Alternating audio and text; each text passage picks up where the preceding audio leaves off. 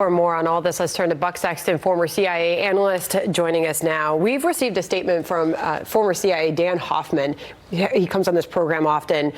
He couldn't come on this morning, but we did reach out to him for a statement, Buck. I'm going to read it to our audience now. I have less of a problem with CNN investigative journalists running with a hot story than I do with the sources who tipped them off.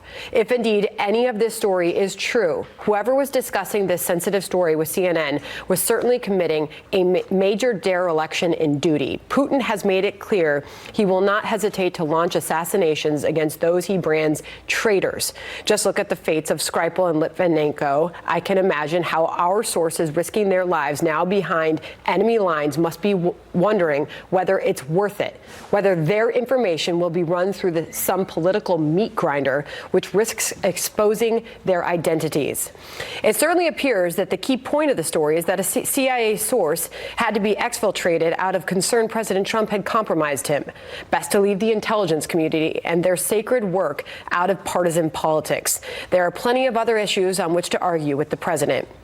Before I went overseas as chief of station the first time many years ago, a CIA veteran was giving me some advice about how best to do our work. He summed it up simply: the secret of our success is the secret of our success.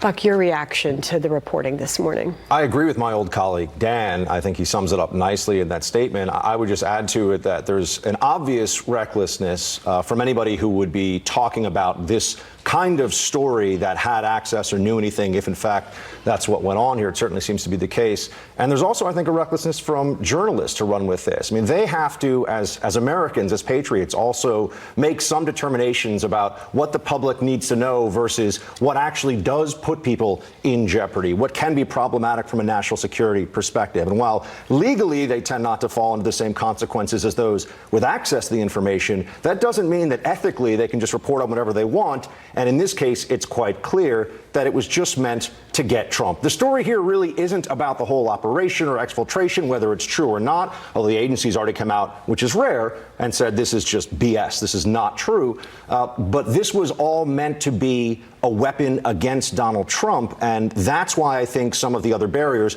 both from people allegedly inside the intelligence community who talked about this, and some of the journalists here who ran with a half-baked, if not entirely untrue story, because we're in the get Trump era, all of the rules all of a sudden don't apply the same way. And that's what I think happened with this story. And so that point was clearly made by yourself and your colleague, Dan Hoffman, who I also want to point out is a Fox News contributor.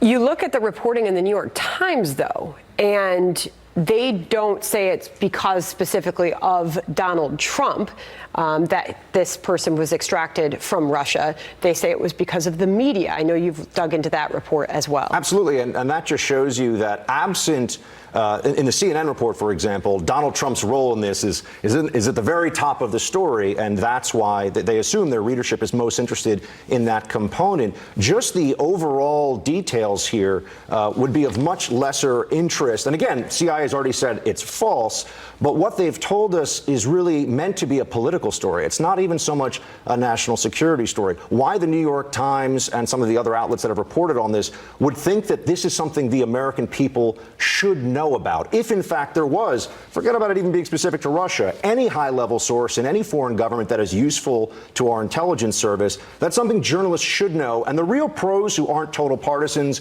do know, should never be released publicly, should never be talked about. As a patriotic duty, forget about whether or not the First Amendment legally protects it. It's a question of judgment and ethics, and I think that in this case, you've seen a lot of people that have just decided, well, because it makes Trump look reckless, we're just going to say that this is something people need to hear about. So you've got the CNN report, which the CIA is saying is misguided and untrue. You've got the New York Times report saying that this happened because of the media. NBC followed up on the CNN report and actually drove to the person's house, at which time SUVs pulled up alongside them and obviously got them to leave and go away, this particular reporter or correspondent.